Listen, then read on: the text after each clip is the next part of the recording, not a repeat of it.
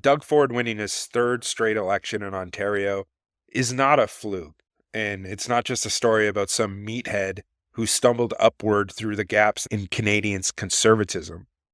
It's the natural endpoint of a larger project, one that has been years in the making, built on the particularly toxic cultural sludge that exists where suburban grievance politics meets aspirational consumerism, all wrapped up in the aesthetic of working class anti-elitism. You can't talk about Doug Ford without talking about his late brother, Rob Ford. And you can't talk about either of them without talking about what they've built, consciously or not, one of the most successful political dynasties in modern Canada, one that thrives on chaos, self-humiliation, and on the complete erasure of the line between self-destruction and political survival. I'm going to keep going back to Robin Doolittle's book, Crazy Town, which is ostensibly a book about Rob Ford, but what it really is and what it accidentally captures better than anything else is a biography of the very political machine that the Ford family mythos managed to cultivate. The Fords didn't just become a dynasty through some weird quirk of Ontario electoral politics. They became one because they embodied a kind of chaotic masculine populism that transcends policy or party or even ideology. They're the protagonists in a story that people want to see play out over and over again. That's the thing with the Fords. Every scandal, every public meltdown, every policy catastrophe, it's all a part of the show of this anti-hero figure. It doesn't matter if they're actually good at governing.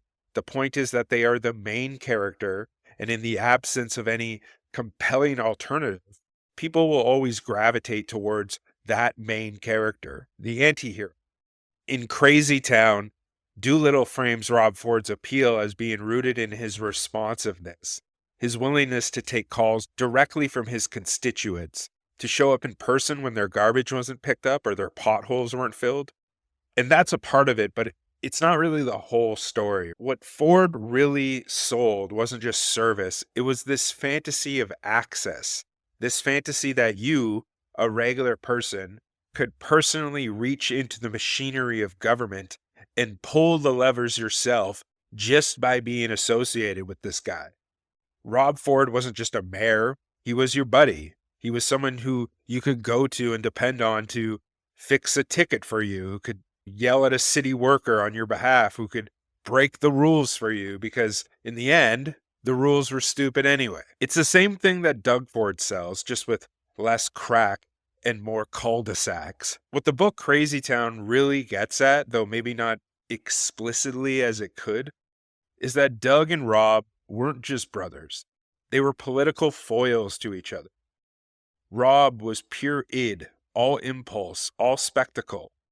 Doug is, relatively speaking, the planner, the enabler, the guy who could handle the books, while Rob was passed out in a state queen bathroom. There's a scene in the book where Doolittle describes how Doug would regularly hijack Rob's press conferences, stepping in to take over the message when Rob was way too fucked up or too erratic or just too incoherent to do it himself. Doug didn't just support Rob, he managed him. He managed the brand. He managed the story. If Rob Ford was Toronto's walking, talking, binge-drinking id, Doug Ford was the super ego, standing just off camera, making sure the cameras always stayed rolling. And that's the part that people miss when they talk about Doug Ford's political success as somehow divorced from Rob's circus act. Doug's entire persona, this aw shucks Homer Simpson, incompetent but likable suburban dad, the businessman who knows how to run things, the guy who cuts through red tape, it all really only works when it's framed against the memory of Rob. Without Rob's scandals, without the crack tape, without all the public meltdowns, Doug would just be another dime a dozen Ontario PC hack. But with Rob's legacy behind him, Doug gets to be the normal one, the serious one, the guy who can bring the Ford brand into respectability without losing that anti-elite resentment that Rob cultivated. The Ford family mythos is built on the idea that they're not really politicians, they're just regular guys who accidentally found themselves in charge. It's ultimately a lie, of course. The Fords have been plugged into Ontario politics for decades. Doug Ford Sr. was a progressive conservative MPP back in the 90s. The family business, Deco Labels, was built on government contracts. The Fords are as much of a political dynasty as the Trudeaus. The only difference is they make a point of acting like they're still just hustlers from Etobicoke who snuck in through the service entrance. That tension between the Ford family's deep-rooted political connections and their constant performance of outsider status is what makes their brand so durable. It's what allows Doug Ford to gut environmental protections, slash services, and hand out contracts to his buddies, all while telling suburban voters that he's fighting for them and against the downtown elites. He's not. He's never been. But the Ford political mythos isn't about reality. It's about the story. And the story only works if Doug gets to play as the outsider, no matter how long he's been on the inside. This is what makes Doug's third victory not just possible, but ultimately inevitable. His political project isn't just about governing Ontario.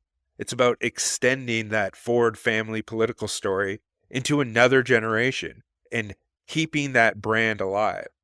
And in a political culture that's increasingly defined by vibes over policy, where the actual functioning of government matters less than the spectacle of who's running it, that story is ultimately enough. The Fords weren't just a family, they're a content machine.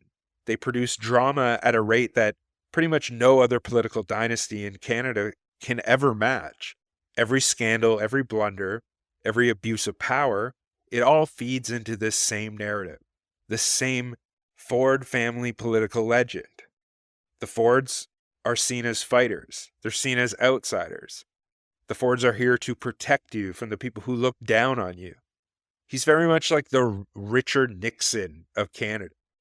It doesn't matter that none of it is true. It doesn't matter that they've been a part of the same political machinery they claim to oppose for basically decades.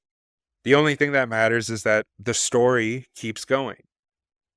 Doug Ford's third win isn't a testament to his very lacking competence or his policy or even his overall popularity. It's a testament to the power of the story.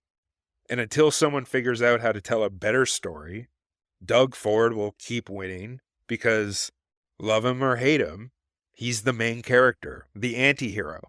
And everyone else, for now in Ontario, is just a part of his supporting cast.